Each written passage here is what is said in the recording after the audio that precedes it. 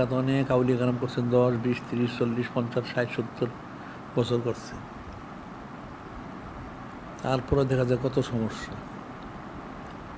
বাইশ বুঝতে হবে। নতুন কথা আমরা বললি, উনি সুলতানুল আরিফিন, অনেক বড় অলি আল্লাহ।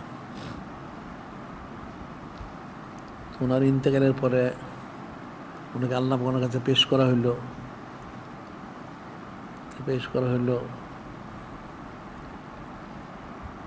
যে একজন বন্ধু আরেকজন বন্ধুর কাছে আসলে তো অনেক কিছু হাদিয়া তোফা আনে। কি হাদিয়া তোফা আনলেন?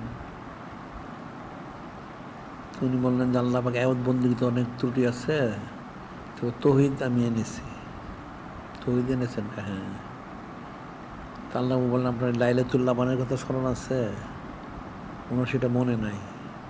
দুধের রাত্রি তিনি বললেন আল্লাহ পাক আমার তো স্মরণ নাই, সেটা কি? কেন? একদিন আপনার রাত্রে ঠান্ডা দুধ পান করার কারণে পেটে অসুখ হয়েছিল।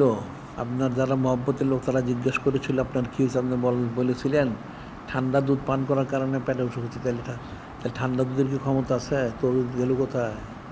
হ্যাঁ,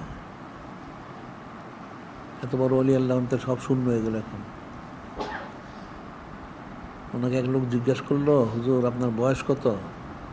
উনি বললেন 4 বছর। লোকটা দেখলো তাজ্জুব হইল, আপনি বলেন কি? আপনার দাড়ি সাদা হয়ে পাকা হয়ে গেছে, আপনার বয়স 4 বছর? হ্যাঁ, আমার বয়স 4 বছর। তুমি তো জানো না, আসলে আমার বয়স হলো 74 বছর। আমি 70 বছরে আমি ইসলাম হাসিল করছি। 70 বছর রিয়াজত মাশাক্কাত করে আমি ইসলাম প্রাপ্ত হয়েছি। এখন আমার বয়স 74, মানে 4 বছর। এর কিছুদিন পরে ইন্তেকাল করলে উনি যে ইসলাম প্রাপ্ত হইলেন, ইসলাম তো কই? এমন বন্দিগি নাই, কিছু তৌহিদও নাই, তুই কি ইসলাম প্রাপ্ত? হ্যাঁ, এত সহজ জিনিস মানুষ